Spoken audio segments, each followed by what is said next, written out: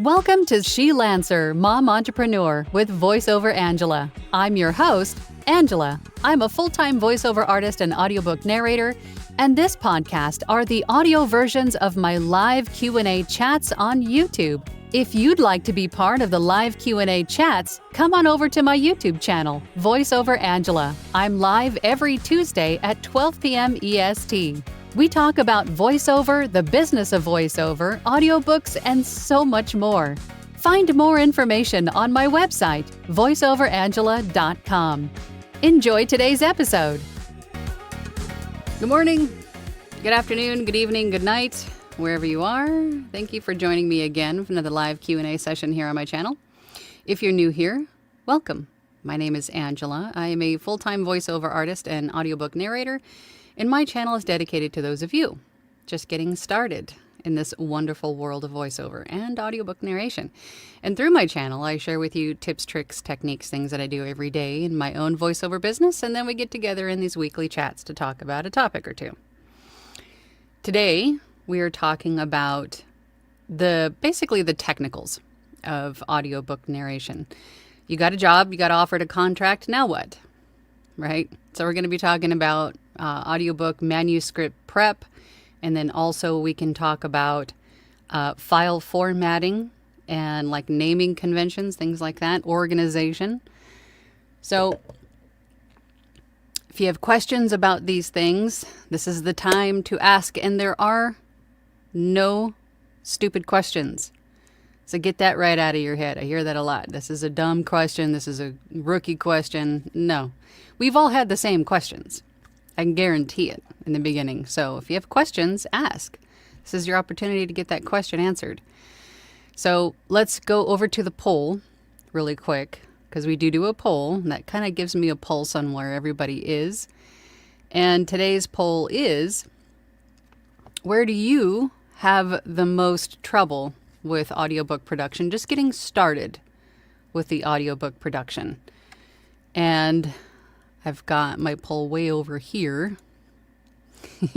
So far we have 30 votes, and it looks like 10% of you said you have issues with the file naming and organization, 10% manuscript prep, 53% of you said character voices, so we can touch on that a little bit.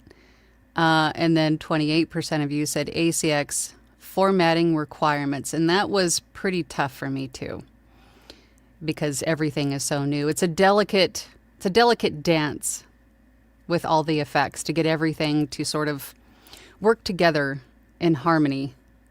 And the trouble with that really is that there isn't really one direct or linear way to get that done for everyone, because of all the variables we talk about, right? Everyone's got a different space, microphone, voice, proximity, DAW. I mean, there's a lot of different variables to consider.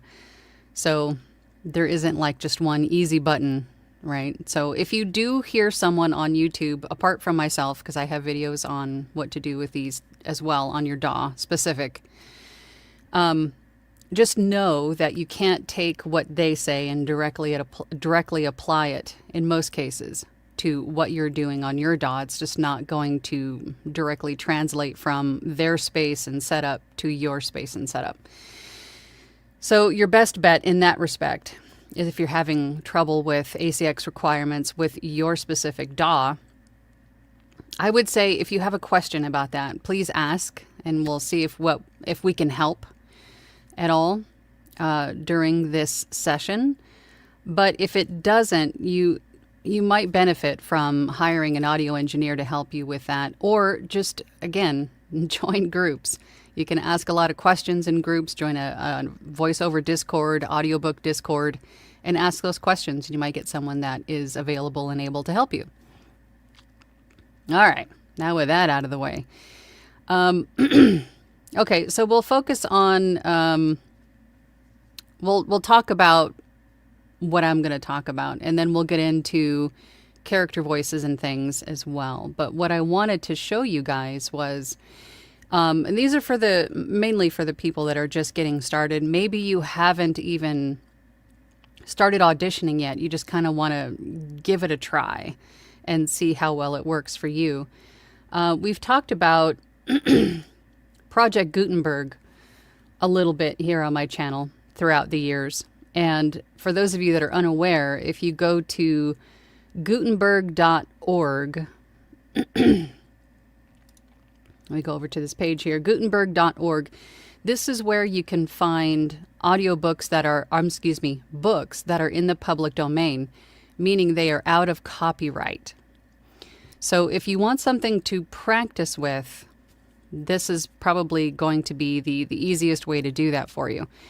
So what I'm going to do is just kind of scroll down here and see what floats our boat. Let's just go with Frankenstein, because that's a good one. So once you select a book, you're going to come down here to all of the different versions or formats in which to view the book or download the book. So let's go with plain text. Make sure that StreamYard is keeping up with me here. Yes, it is. Okay. So using this format here, let's just pretend that this is my first audiobook. So how do you come up with, or how do you name the files? How do you organize the files? Well, the first thing I would do is create a folder on your desktop for each platform that you're either auditioning on or finding work on. For example, you want to have a folder for ACX, you want to have a folder for Upwork, you want to have a folder for Fiverr, you want to have a folder for voices.com, wherever you're finding work. And then maybe even also a folder for direct clients, because you will eventually have those. So for the ACX, let's just pretend this is an ACX book that I have, right? This is my first audiobook on ACX. So I'm going to create a folder within my ACX folder with the name of this book. That way everything stays organized right from the jump, right? All right. So what I'm going to do is, this is my manuscript. It's a little bit different because it is a public domain book, but the information that we need is still here. So your very first, actually here, let me just show you this because I can't show two screens at once. So what I'm going to do is show you what you're looking for, basically, are the release dates, the author name, and the title of the book, because these are what you're going to need for the opening and closing credits. And to get started, we're going to find the table of contents. Now, using the table of contents, I can see there are 4 letters and then there are 24 chapters, which means I'm going to have 30 files for this book, 31 with the retail sample, right? We have 24 chapters, we have 4 letters, that's 28, plus the opening credits and the closing credits and the retail sample. So we're going to have 31 files in total for this book. Now, how do you name them? I'm glad you asked. Let's go over to, I'm going to remove this one here, and then I'm going to go to, we're going to stop screen sharing that one. I can't show 2 at once, which is kind of upsetting, but we're going to go over to my Adobe Audition. And what I'm going to do is I'm going to go, actually, you know what? I'm going to backtrack a minute because people ask me what kind of workspace I use for my Adobe Audition. If you go to Window and you go to Workspace, you have all of these different sort of layouts for Adobe Audition. I use the radio production one because it just gives me all of the elements that I need for voiceover and audiobook narration. So that is the workspace that I use. And that is basically what you see here. You can also change it here at Workspace Radio Production. Okay, so let's get into creating the files for this audiobook. So I'm going to go to File and New, Audio File. You don't want to use a multi-track session. A multi-track session, which is this one here, is going to give you multiple tracks, and you want to use that for more or less mixing multiple tracks together. So for instance, if you have like a dual or a duet narration, Or if you're doing something on the voiceover side, maybe you're doing a meditation and you're adding music. A multi-track is basically what it sounds like. It's multiple tracks that you're going to ultimately mix together into one track. So for audiobooks, we want to go with just a singular audio file. So we're going to select that. And then I want to make sure that that shows up on my screen. Hopefully it does.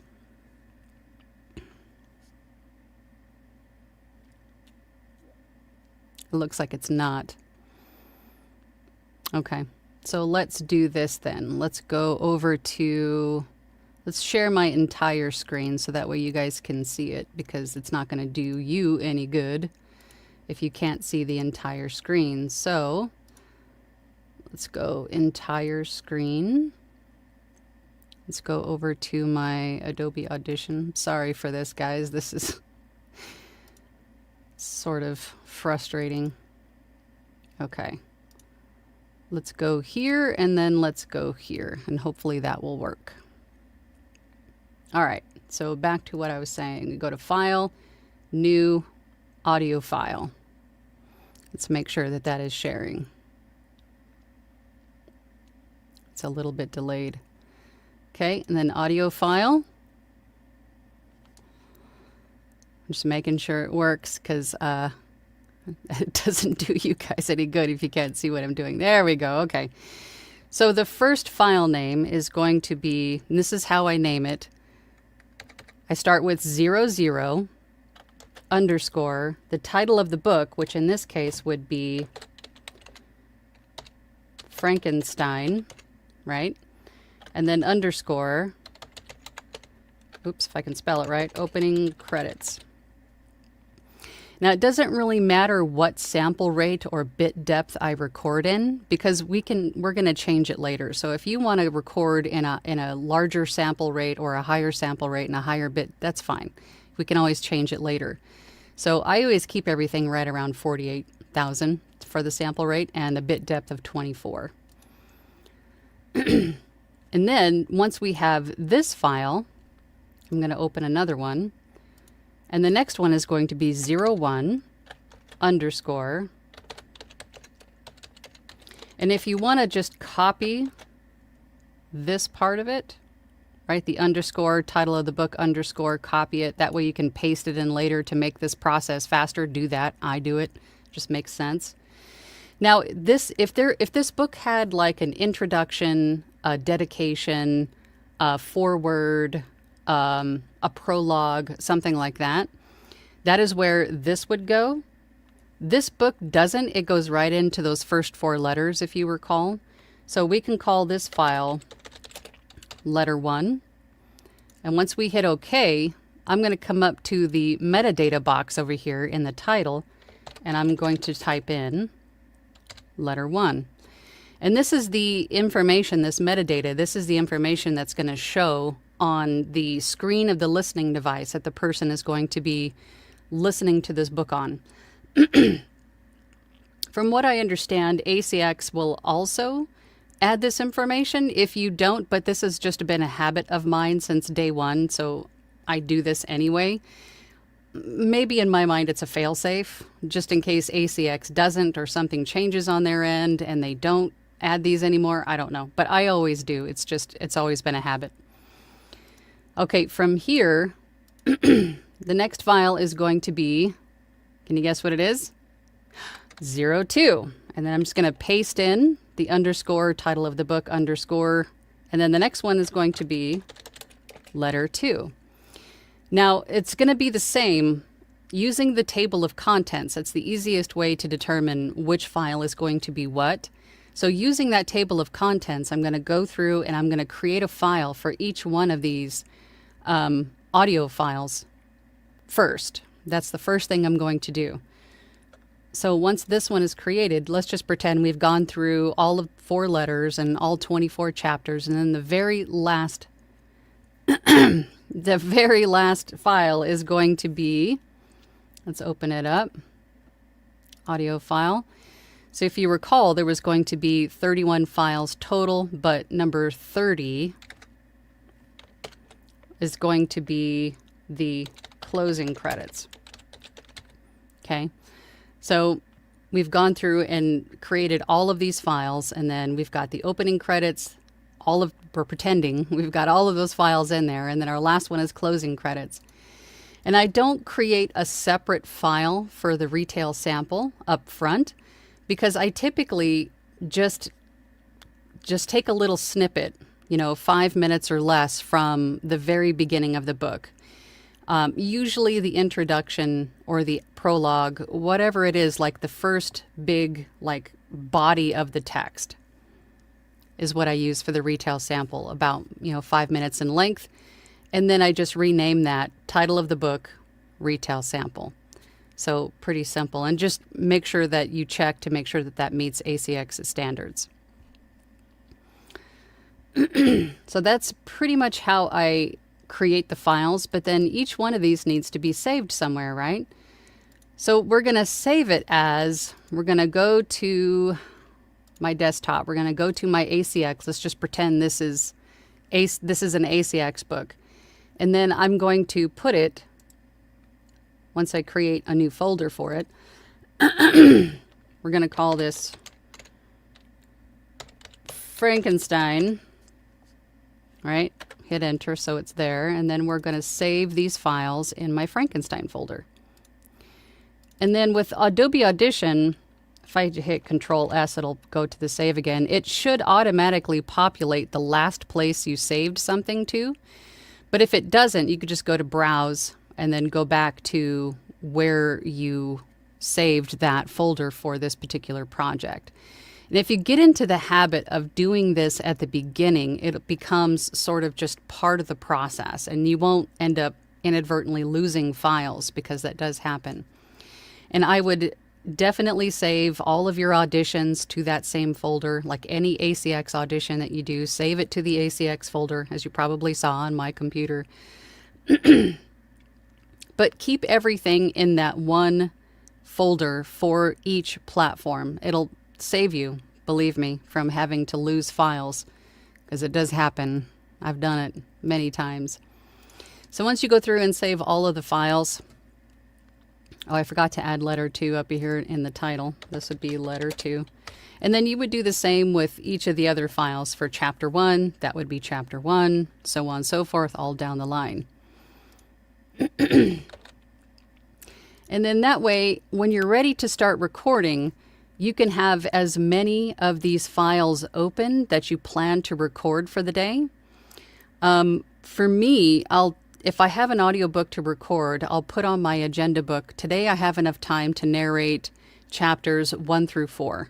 And I'll write that on my agenda book. So when I come to sit down to record, I'm going to open up here, chapters 1 through 4. So that way I know that I need to get all of those done. And once I have them recorded, I just close them.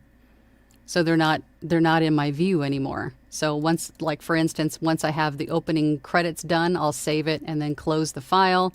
I'll save it, close the file, and then once I'm done, right? And then I can move on to the next thing that I need to get done for the day, if that makes sense. All right. Let's come back over to StreamYard.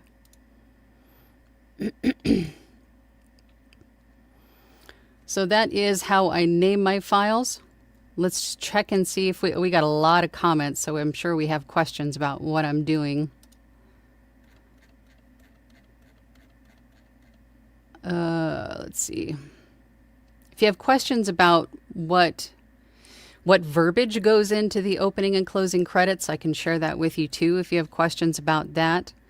If there's any particulars about what should be included in a file or not, you can ask that question too. I'll be more than happy to answer that for you.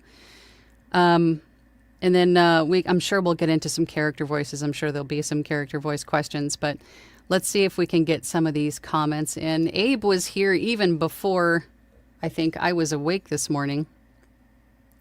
Yeah, I wasn't even awake when you sent this one. Abe says, good morning from Nashville. May your edits be few, your mouth noise be soft, and your uploads be easy. And do what Abe says. Like, share, subscribe, do all the things, all the YouTubey things. I appreciate that. Christy Lynn is here. Hello. Good to see you. Life Unleashed says, good morning all from sunny Cape Cod. Last big day of harvest. I'm so excited. What are you harvesting? Paul is here. Hey, Paul. Good day, Angela et al. The only item on the list today that I have issues with is character voices, though my current project has a mere 24, so that's not proving too tough. We actually went through character voices in the last audiobook class that I held for Avio's Journey Academy, and we talked about differentiating the narrator voice from different character voices and how to easily create character voices for each of the different characters. I always recommend, if you have trouble with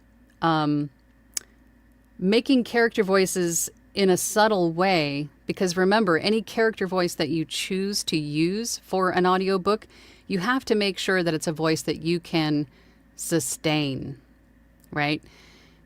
And this is a time where you need to be really honest with yourself. Can you do accents? Can you sustain any of the character voices that you're creating? Because you will have to sustain them in some points. So I would say, if you have a large list of characters, and keep in mind, some of these characters are not going to be prominent. They're not going to be main characters. You'll probably have 10 or less in a larger fiction book that are going to be main characters. And then all the other characters are going to be, I hate to say throwaway voices, but voices that don't really need to be developed. Well, they do need to be developed, but not as much as your main character voices. But a good study in listening to an audiobook narrator doing very subtle character voice shifts, is Scott Brick's narration of Jurassic Park. I always recommend that one. If you want to hear a fantastic narrator go through the subtle shifts in character voices, Jurassic Park is a great one to listen to. And I always recommend that one.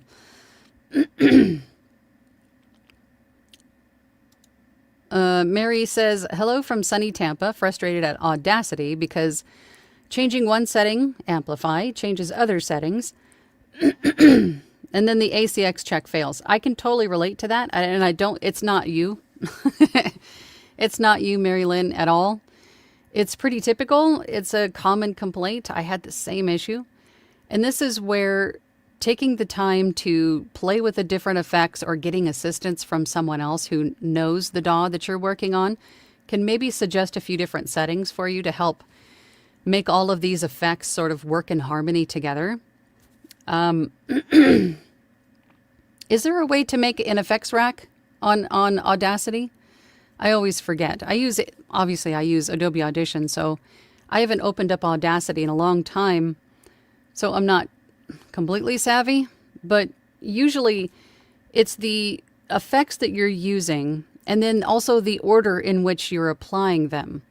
So for Adobe Audition, to build a rack, if you're looking at it, and I guess I could go back to my Adobe Audition, but the slots in the effects rack are numbered. So the number 1 slot is going to be applied first. The effect in number 2 slot will be applied second. And it really does matter what order they're in, too.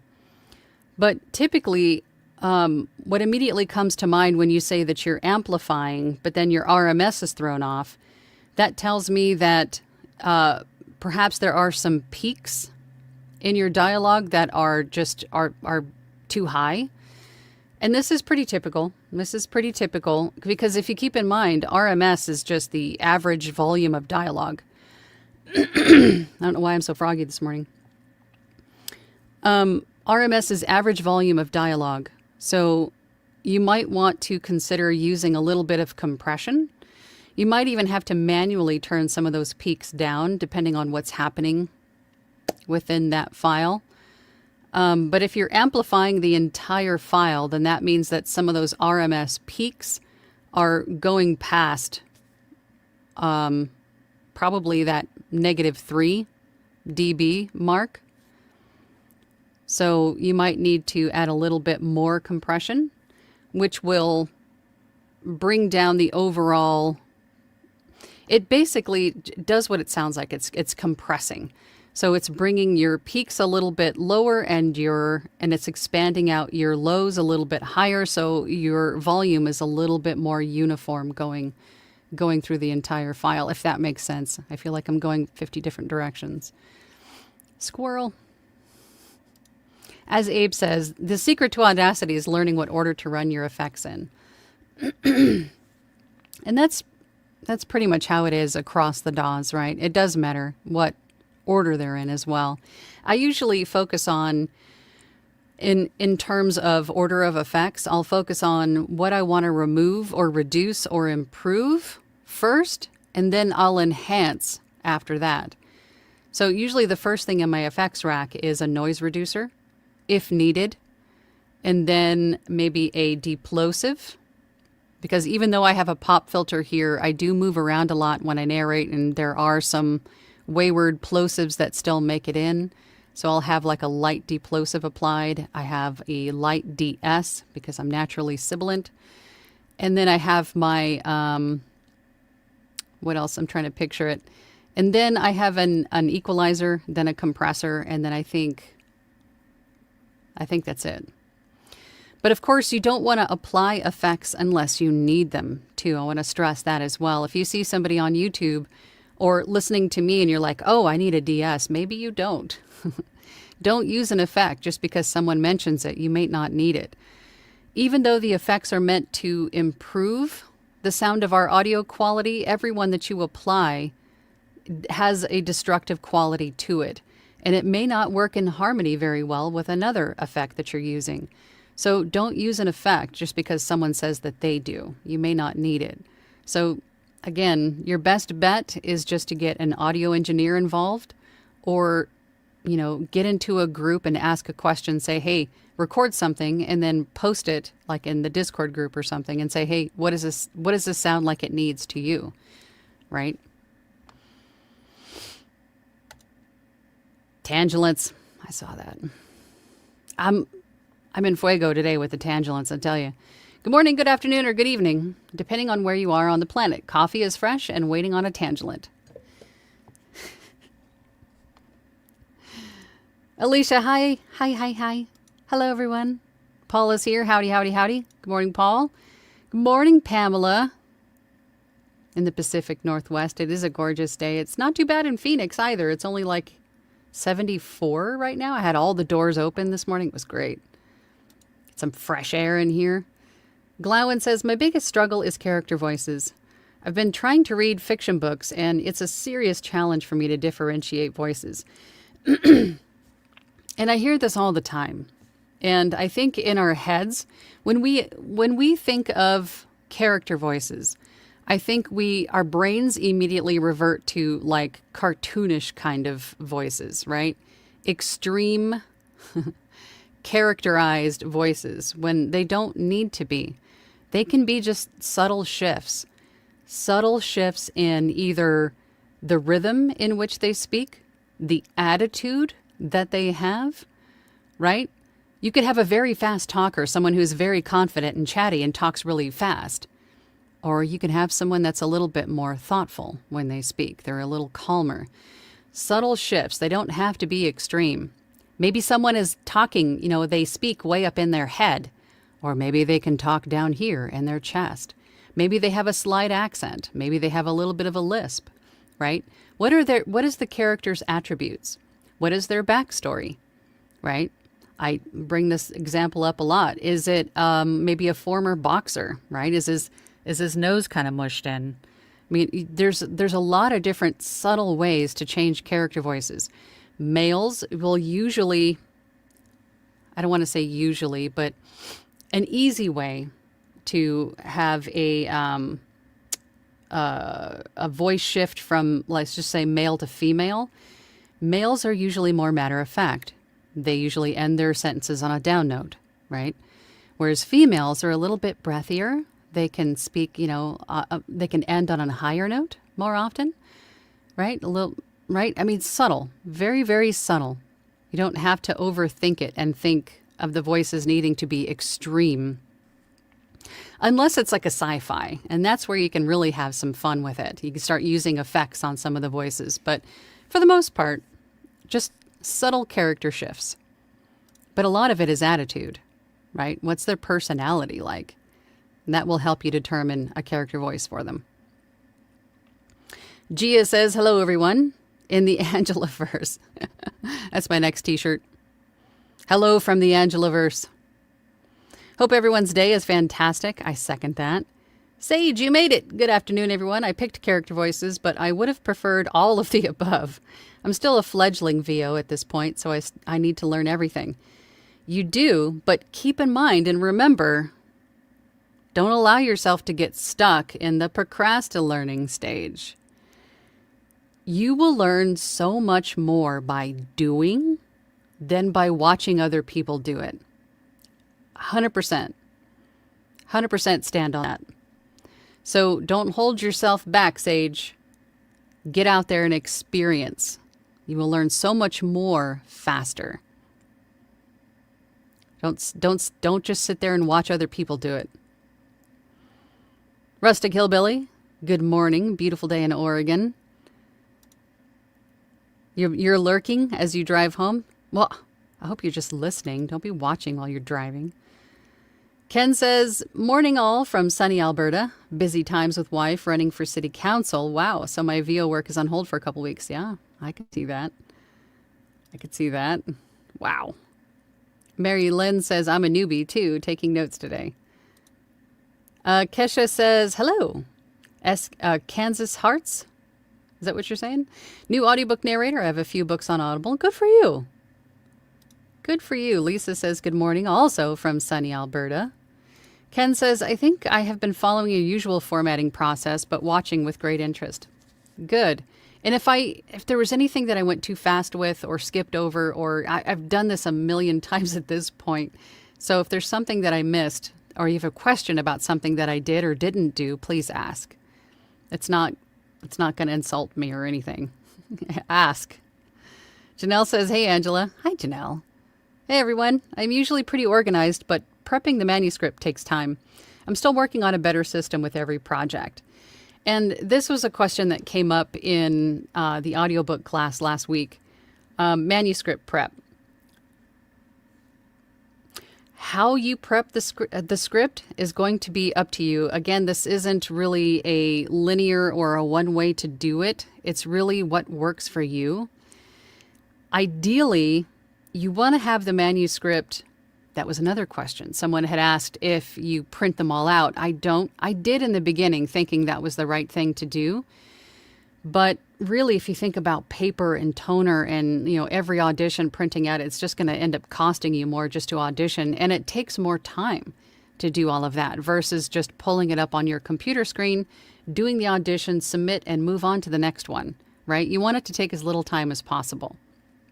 I mean, you want it to sound good and do the work, invest the time to make it sound the best audition you can make it, but you want it to be relatively quick. Manuscript prep, ideally you want the audiobook or the manuscript to be delivered to you in either Word format or PDF format. I have had some clients send me an EPUB version before, meaning they probably were self-publishing, and they, that there's certain formats for ebooks that the manuscripts need to be in, and they didn't know how to convert it, or they didn't have the original Word document or PDF. If you go to cloudconvert.com, I believe. It's free to use. You can upload the EPUB version they give you and then tell it, hey, I would like to download this as either a PDF or a Word document, depending on what's available on your computer. And then it'll convert it and then send it back to you, and you can download it, and it's free. So it's pretty awesome. But generally, most of the time, they're either in Word or PDF. So what you can do with Microsoft Word and Adobe PDF or Acrobat, you can highlight dialogue in different colors. You can assign a character, each character a different color, and you can highlight their dialogue so it's easy to see as you're going through, like whose voice is coming up next. You could also change it up, right? You could make the font bigger, change the font. That manuscript you're not giving back to the client unless you're proofing it for them. So you can change it up so it's more easy to read for you. You can add commas. You can, if you have like a tablet where you can mark up stuff, you can, you bold something, circle something, underline something. Do whatever it is that you need to do to make it an easier and more effective reading experience for you, right? Just do what you got to do with a manuscript.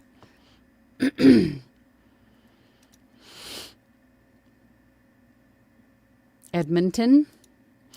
Kesha says, I use Audacity for recording. My DAW is a pain to get right with ACX requirements.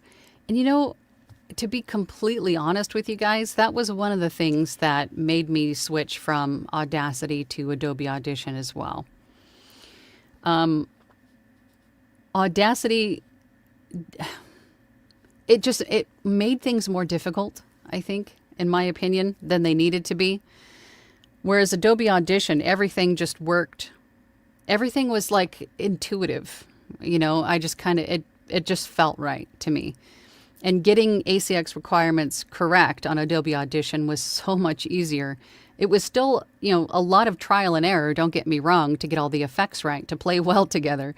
But it just was a lot less frustrating using it on Adobe Audition versus Audacity.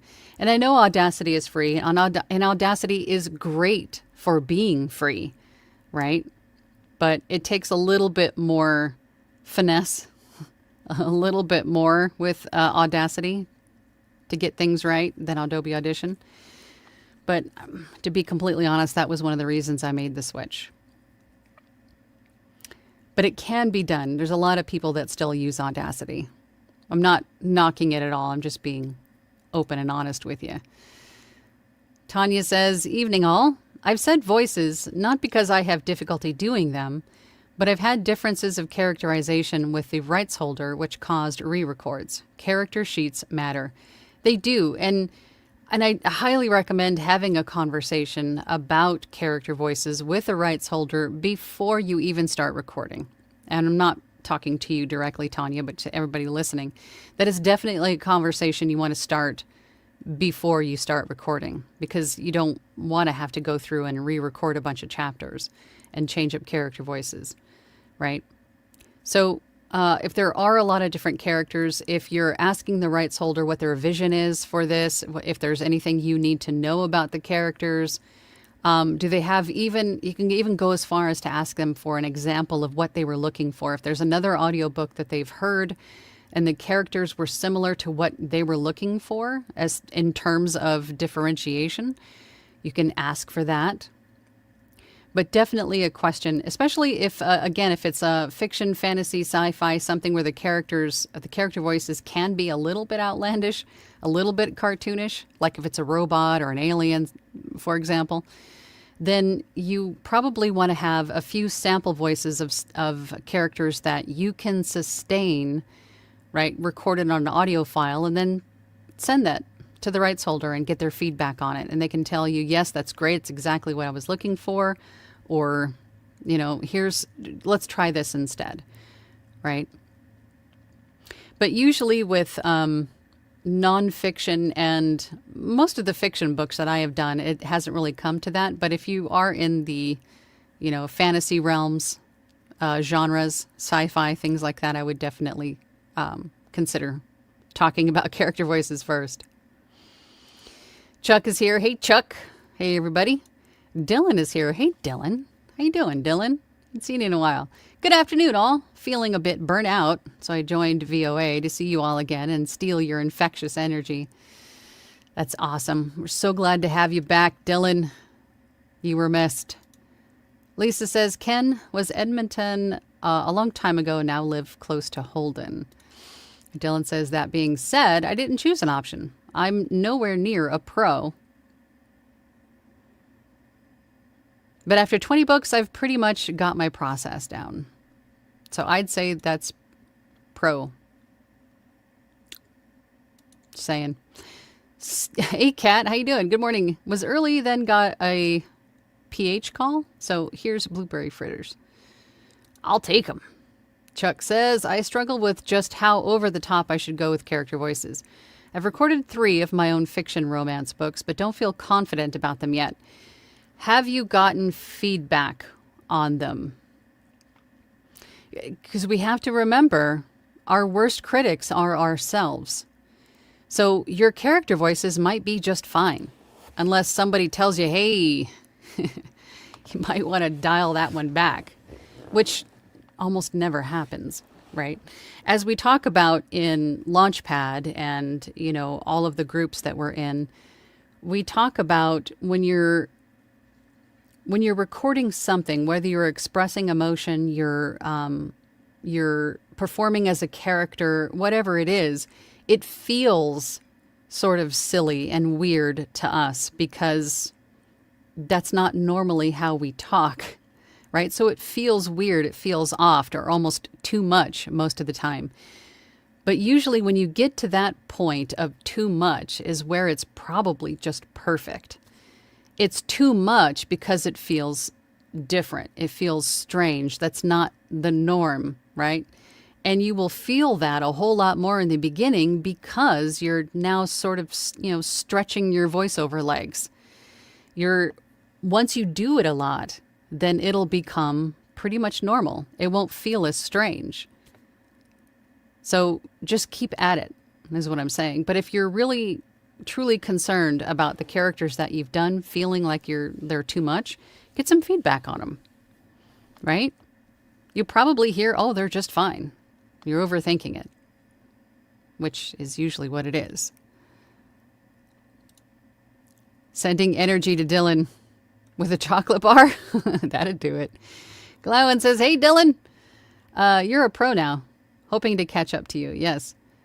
Yeah. I would say, Dylan, stop obsessing on not being a pro. You're pretty much a pro at this point. Gregory is here. Hello, Sir Gregory. Joy. Hey, Joy. Good afternoon, Angela, and everyone from cloudy, rainy Southfield, Michigan. I have problems with making my character voices distinct. If I have less than 2 of them and keeping up with them as I record, it can be challenging. I think, a good practice, if you're not opposed to it, is to become one of your characters for the day, or both of them, and just talk like them all day, right? That'll help kind of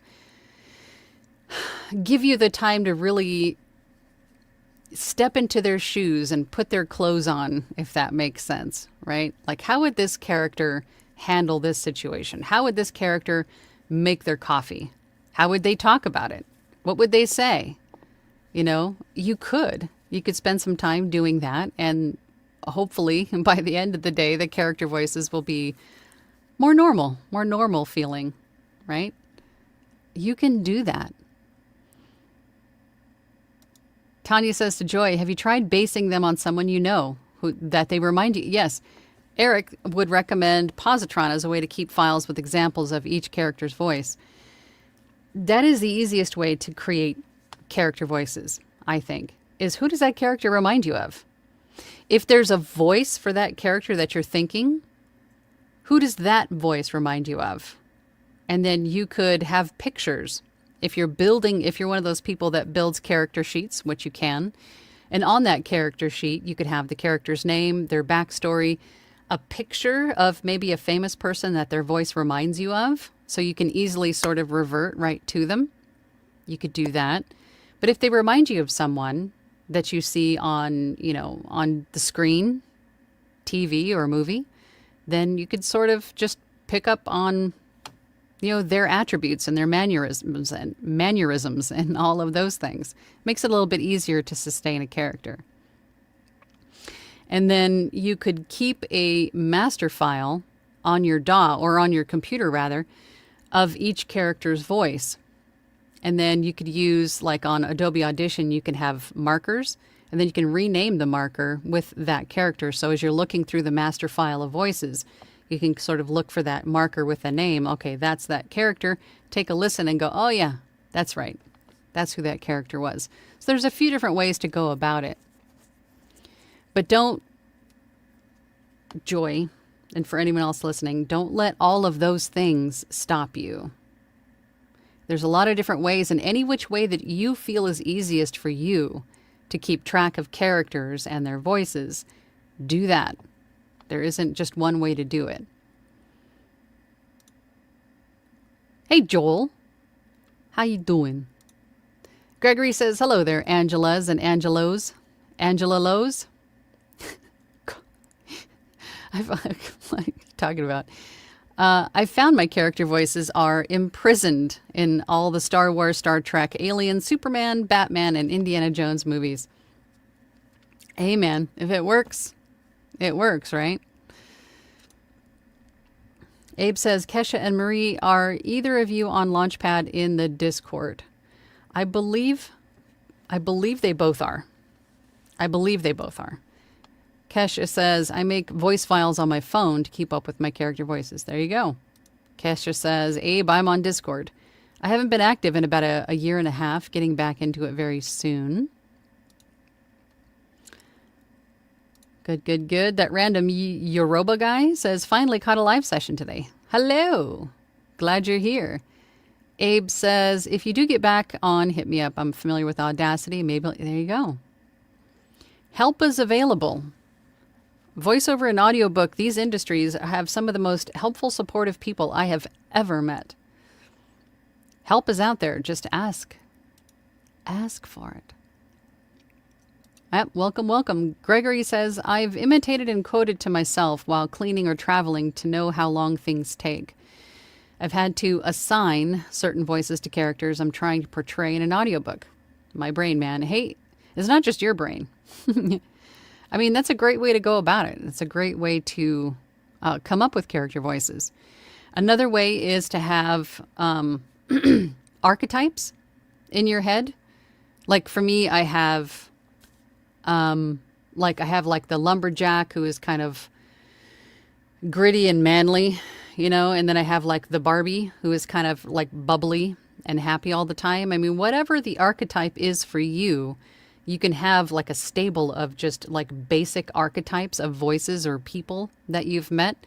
And then you can also take those archetypes and then slightly tweak them to fit the character that you're trying to narrate for. I mean, however it is that you want to do it. Right? There really isn't one right way to do it. Kesha says, I surely will, probably sometime this month. Looking at a few titles on ACX to audition for. Good. Joyce says, sorry, hit the button too soon, but I really need to get Positron for Reaper. Positron is awesome. Let's see. Dwight. Hey, Dwight. Goodness gracious. Good day, everyone. Hello, Miss Angela. It's been a minute. It has. I hope this finds you doing well. Sorry I'm late, but I did bring eclairs. Oh, speaking my language, Dwight. Ken says, hate it when I accidentally skip a leading file number and only notice it when doing final mastering. Did I explain why I name the files the way that I do? I don't think that I did. I start with the numbers because the numbers will keep them in order on my computer. Within the file, they're in order. So no matter what the name of the file is, they're always going to be in order because the numbers are first. And then when I send them to the client, when they download them, it's going to do the same on their computer. So there shouldn't be an issue as to what file goes where, because they're going to be numbered in the order in which they're going to be uploaded into ACX. Not only that, but the way that we named it, it's going to tell them the name of the book, and it's also going to tell them the name of the section that file represents. So you can tell them that these files are numbered in the order in which you're going to upload them to ACX. And if they're, just to double up on the safety, if there's any other issue as to what the file is, if you get stuck, there's also at the end of the name of the file is what this file represents, right? The opening credits, the retail sample, chapter 1, chapter 10, so on and so forth. So you're not only making the organization easy for you, but you're also making the organization easy for the client. And when I say you're sending them to the client, this is like off ACX. So if someone hired you on Fiverr, let's just say, to create an audiobook, if you name all the files in this manner and then you upload or deliver your files to the client in this manner, then you can tell them, you can include in your delivery verbiage, these numbers or these files are named in the order in which they should be uploaded and also named for the file that they represent. So I don't think I mentioned that. See, I forget stuff. Anne says, good morning all. Breakfast for the crew. Breakfast burritos? I'm hungry. Glown says, I do like this notion of creating the folders before actually doing any work. We'll be incorporating that.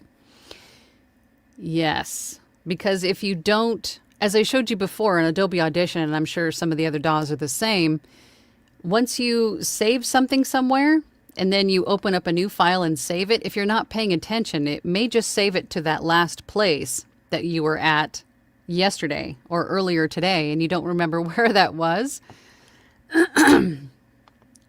Right? So if you have designated places like a file for, or I'm sorry, a folder for Fiverr, a folder for ACX, a folder for Upwork, and then a folder within those folders for each client or username that you're working with, and that'll make it so much easier to find these things later. Kesha says, Angela, you are a blessing to this. Oh, thank you. Gregory says, 37 viewers, 37 thumbs up, right? Yep. Gently hit that thumbs up button and then subscribe and share. And I think there's like a hype thing now. Do all the things. I appreciate it. Tanya says, I mislabeled file 28 of 53 once and didn't realize it until I was uploading to ACX and couldn't find it. After I create all of the files, as I showed you guys before I start recording, I'll just go back and just double check that they're all named correctly, because I've been there, Tanya. I've done the exact same thing. I'm sure a lot of people have. But I'll just double check that everything is right. That way, that's one less thing I have to worry about later. I know that everything is named correctly and is going to be in the correct place, right? So that way, I can just record them, and then after they're all recorded, then I'll edit them, and then I'll send them to where they need to go. Dwight says, I did not answer the poll today. Look at you, rebel. I do suggest that everyone pays attention to Angela on the organization stuff. I think the key thing is finding your organization style and repeat it consistently. Yeah. Me just showing you the way that I do it is just one way to do it. If there's something else that works better for you, then by all means do it, right? Again, there isn't one right way to do this. But that is the way that I have learned, the way that I've been doing it now for 7, 8 years, that has been the most beneficial. And a lot of it is trial and error. Trust me. I've been there. Life Unleashed says, consider me the group's cannabis grower.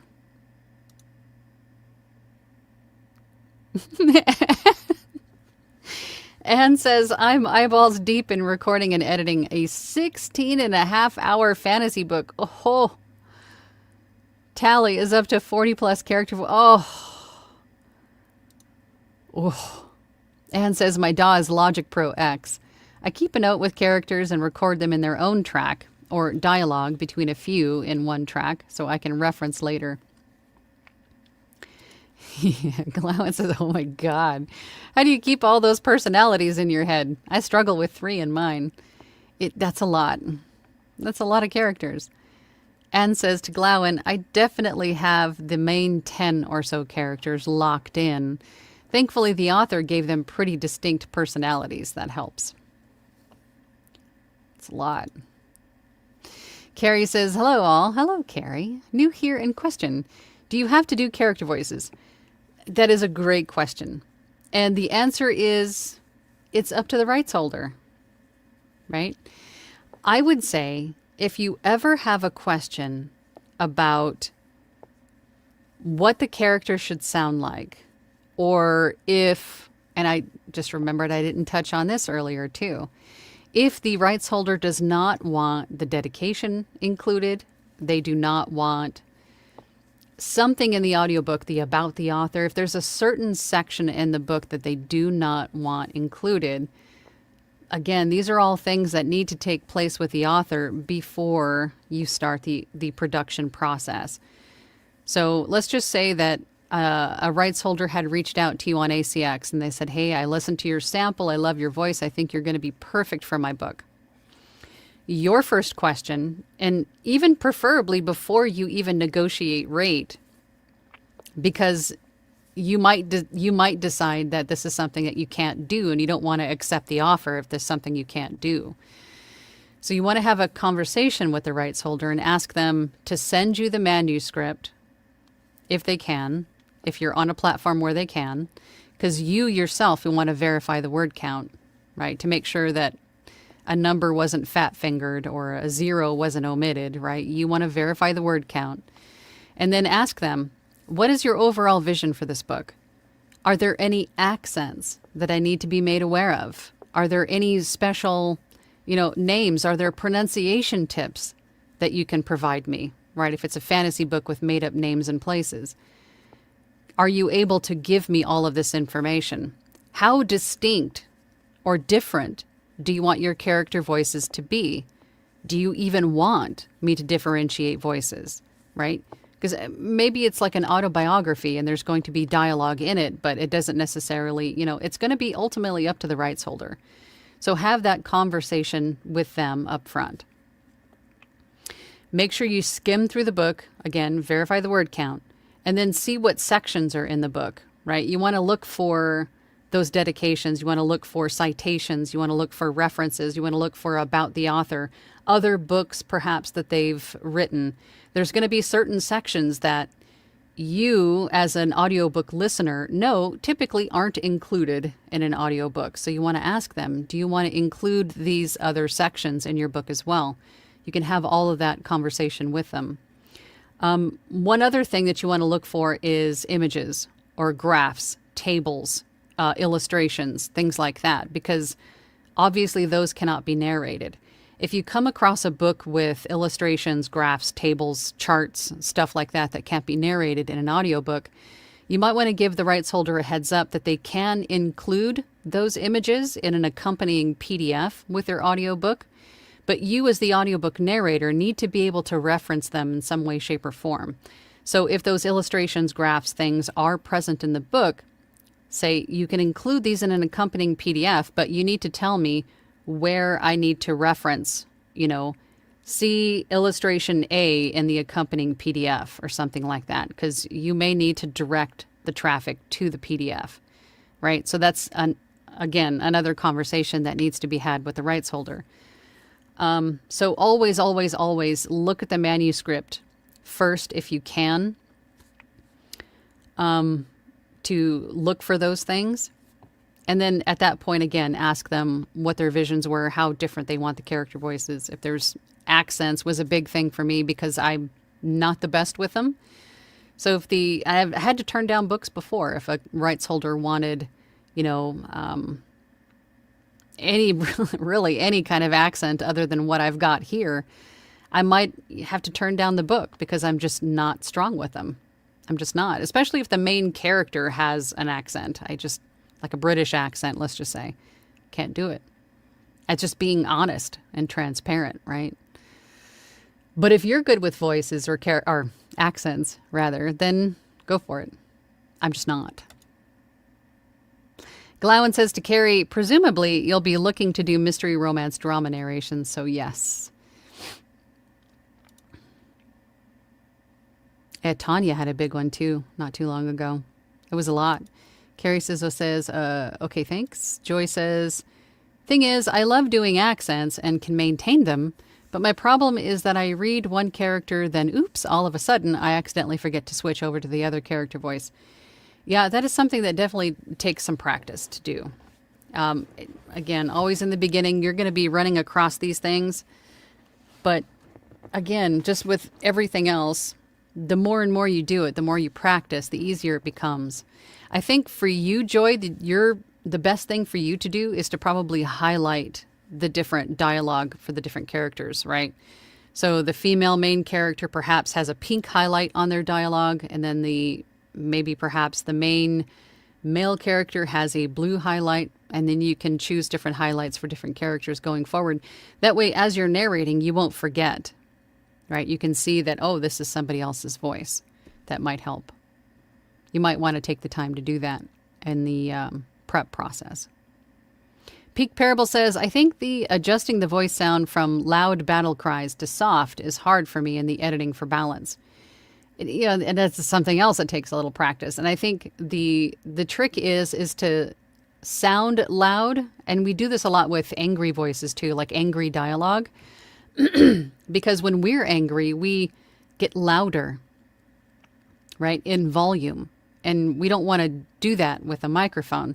So I think proximity helps a lot with that, especially if we're speaking low and calmer, we can get up closer to the microphone. But if we're shouting and getting loud, we need to back away from the microphone, or you can turn the gain down on the microphone as well, or just sounding angry without getting loud, right? There's other ways to go about that, but a battle cry is going to be difficult. So what you might want to do for the battle cry is perhaps try to record that at a different time on a different file in a few different ways, right? With different sort of proximities, maybe playing with the gain, because that is something that you want to sound loud with volume, but you don't want it to be way louder than everything else and, make the mic sound too hot or clip the audio or anything like that. So that might be a challenge, but it's not a common thing. So you might want to try a few different variations on a separate file and then paste in the one you like. I've had to do that too. Glowen says, I'm not looking forward to having that problem. Tanya says to Anne, top count so far is 87 named characters. 7 languages and 9 accents. Wow. I think you need an award, Tanya. Wow. Kristen says, sorry I'm late. Brought custard-filled chocolate eclairs. Oh, God. Straight to my heart, eclairs. Anne says, oh, I also mark up my script with different colors for different characters. Yep, that helps a ton. And adding a physical characteristic with the voice, like a certain facial shape. Add those characteristics to your note as well. For example, Zach has a low, gravelly voice with my mouth smirked to the left. His lines are highlighted blue. Perfect. That works. Kristen says, I've been avoiding fiction because I just don't feel qualified to do different voices at this time. I'd love to work on it and get better. A great way to do that is to do a fiction book. Even go to Project Gutenberg. Go to Gutenberg.org and try it with one of the books in the public domain. Go through the whole process if you have the time, or just select a chapter with many different characters in it and practice that way. But don't just sit back and go, oh, someday, because someday may never come. So get out there and do it. I'm telling you. Practice. There's ways to practice without actually having a rights holder on the line, right? Tanya says, yes, also age, size, height. What job do they do? What's their background? Having the character sheets, you can make them as detailed as you want to. You can even note where, I believe as Anne said, note where in your face or where in your head or in your chest the voice lives, right? Where it comes from. Damien says, good morning. Good topic.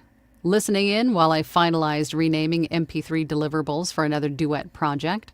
Rights holder is self-publishing off of ACX, so there's quite a bit more work to do. Yes, there is. You have a great day. All of you have a great day. Tanya says, Anne says to Tanya, I know, mind blown.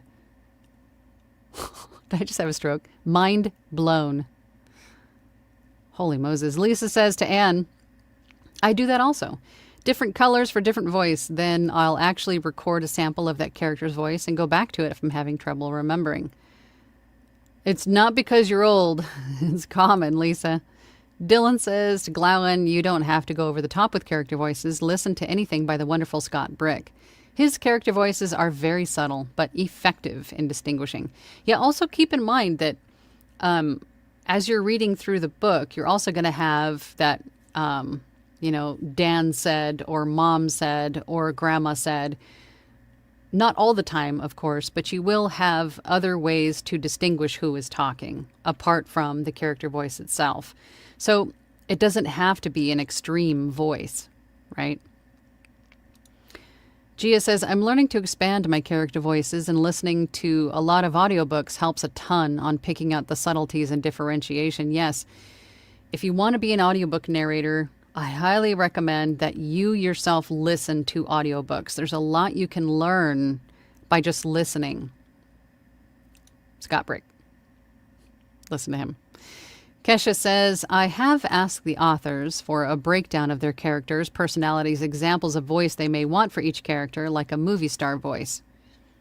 You can. You can ask them for specifics, and a lot of authors will be happy to do that, to make sure that what they're envisioning comes across. A lot of times they'll have it ready for you. Here you go. This is my vision for all of these characters. Glowen says to Dylan, that is a good plan. I heard of his name once before, a few months ago. Never got to looking him up. Will do today. Yes, Scott Brick. Rebecca is here. Hi, Rebecca. Good afternoon. When it comes to character voices, I focus on personality. As we say all the time, fix your face. I'm voicing this one jerk in my current book, and he's so fun.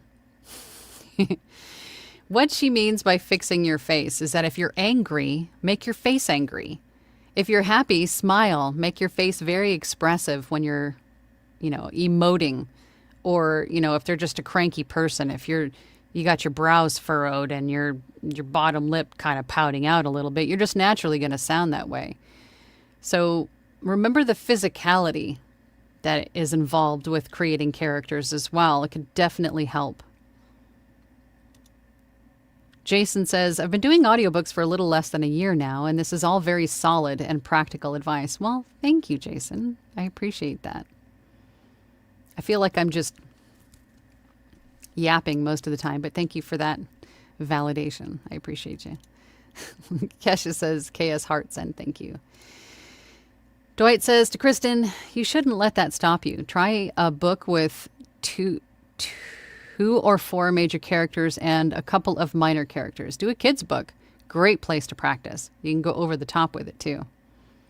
Kids' books are really fun for developing character voices, like over-the-top ones. And then once you have voices established, you just dial them back a little bit for fiction. Paul says, my tip for remembering each character's voice, I create a spreadsheet and number each character and save any notes that might be useful. I then record a short example of each character and save it in a cast folder within the main project folder. Then I can open that Cameo file every time I need to record a section of a character and check the baseline. Perfect. Trudy says, if it'll click, please relist your order of cleaning up your recording. Oh, for my effects rack? What I can do is, here, I'll just show you my effects rack. How about that? Let's go over to Adobe Audition, and hopefully it'll show you. So my effects rack is this. So I have NS1 Mono first, which is a noise reducer. Yep, it is showing good. Which I'm not... An NS1 I've had for years and years and years, but there are other noise reducers that you can use that are probably a little less destructive and a little bit more technologically advanced at this point. But I've used NS1 for probably 8 years now, so, old dog, new tricks. But I use it very minimally, very, very minimally, only because, especially when it comes to audiobooks, because we have the noise floor standard to adhere to. So very, very minimally, I use that. And then I have a mouth declick, which reduces the organic, mouth clicks that we make when we talk. It doesn't matter what I eat, what I drink, how often I brush. It doesn't matter. My mouth is just, I guess, naturally sticky. I don't know what it is. So I have a mouth declick, which is money. Let me tell you, I've used it.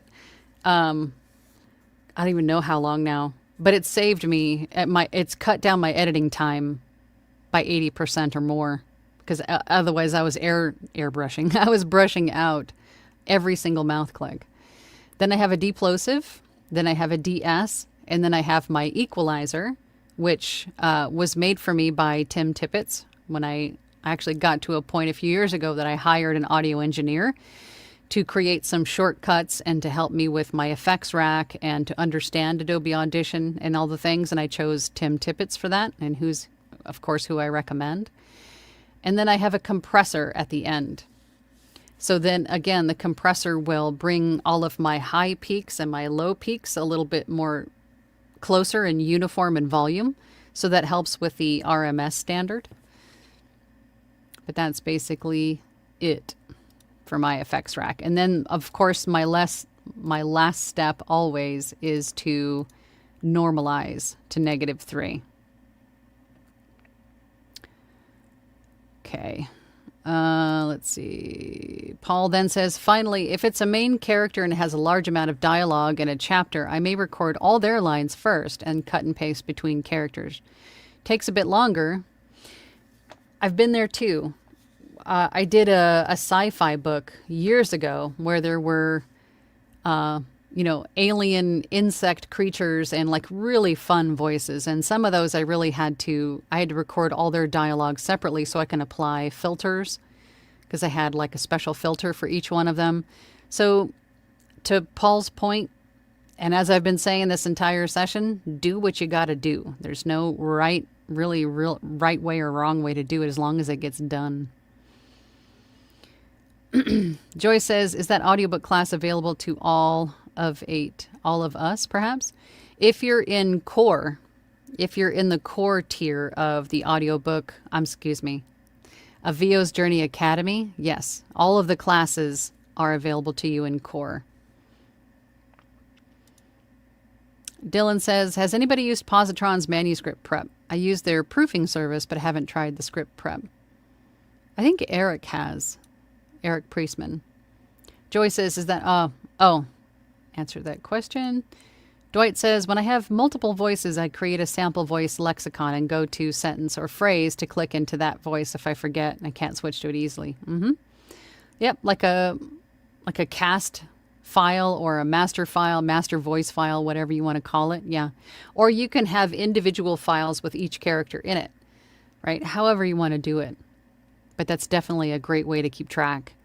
Craig says, hi there, Angela, from North Central Massachusetts. Procrastinating. Been there. Seem to be doing that. Got to hustle it up. It just seems everything costs so much money.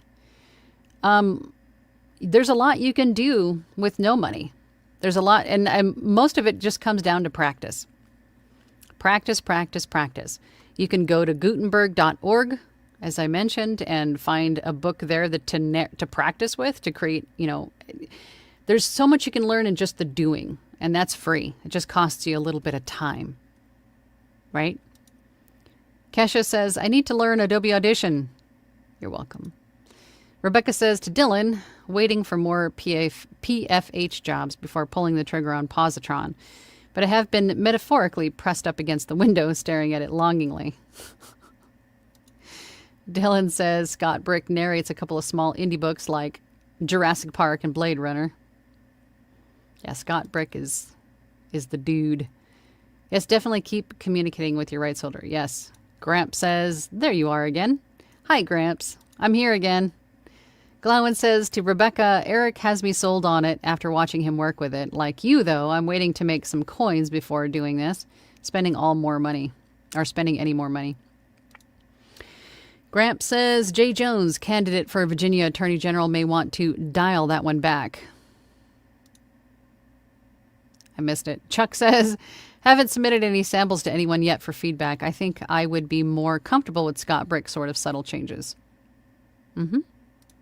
Dylan says, the proofing service isn't too bad. I think it's $12 per finished hour billed monthly. They got me hooked with a couple of free hours, and I haven't looked back. The first taste is free. That's how they get you hooked. The first taste is always free. Joy says to Dylan, how do you like that Michigan game? Let's see. I can find some more questions. Glowen says, oh my God, that would be so funny in my day job. Speaking in a couple different character voices, just for the record. I deal with the public all day long as well as my staff. Do it. Mix it up a little bit. Keep them on their toes. Kristen says to Dwight, thanks for all that advice, Dwight. I do want to try out a children's book. I just don't see many to audition for on ACX. I think I need to cast a wider net and try other platforms. Gutenberg.org. There are children's books on Gutenberg.org. Joy says, hello, Dwight. The sample voice lexicon is a cool idea. George is here. Hey, George. Hi, Angela. You're my favorite YouTube star. Oh, stop. He's Reaper. So my last step in any chapter is to render using the normalize tool. I set it to ACX RMS standards and also limit it to a negative 3.15. Yep, that's good. As long as it's under negative 3, right? And keep in mind that peak amplitude standard is not a target. It's a threshold. So you're not aiming for your files to end up at negative 3 for the peak amplitude standard.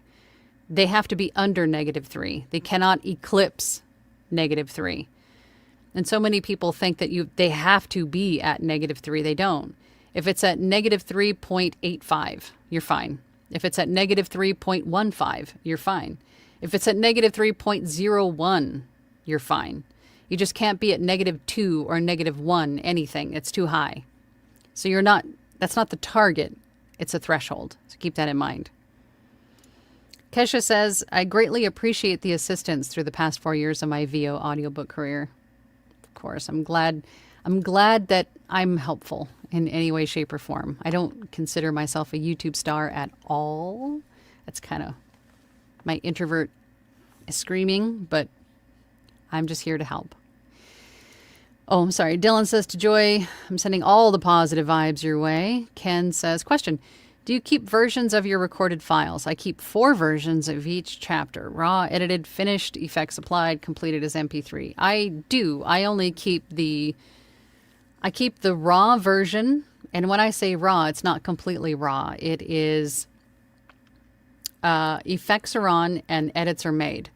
So it's basically revision ready. So if there are any revisions that I need to make, I will make them to that raw file and then renormalize it and then convert it to an MP3 and send that revised file to the client. But those are really the only 2 versions that I keep, is the raw file and the finished file. But again, the raw file is got effects applied and edits made. So it's revision ready, basically. Glowen says to Ken, I do that as well. Raw, effects 1, effects 2, and MP3. Ken says, last book just completed, had 86 individual. Wow, that's a lot of files. Kristen says, Ken P, I do too, and sometimes I feel a bit overwhelmed organization-wise. I just want to make sure I have all versions, though, in case I need them. And there's nothing wrong with that. I mean, definitely in the beginning, keep your raw files. Because especially if you're just learning effects and how they play well together, you might not like the final result of something. So you can, if you don't like it, you can trash it and then go back to your raw file. So just keep that in mind. Keep a raw version of your file so you can go back to it and you won't have to just go, oh God, now I got to re-record that whole file again. I have to go back and re-record chapter 1 again, right? Try to keep a raw file at the very least. Joy says, thanks, Dylan. Kristen says, Tanya, wow. Yeah, that's a lot. Kat says, what if the rights holder asks you to organize them in a different specific way?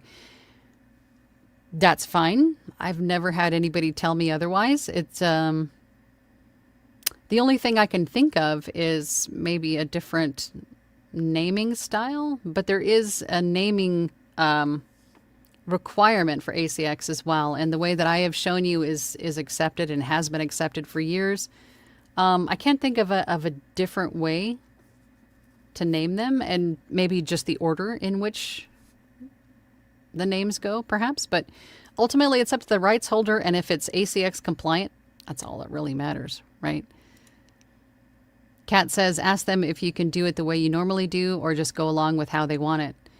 Again, if how they want it is ACX compliant, just do it how they want it, right? Glowen says, breaking news. Just received email from ACX. Approved your production of mindful algorithms. Congratulations. Yes, open for sale. Open for retail. That's awesome.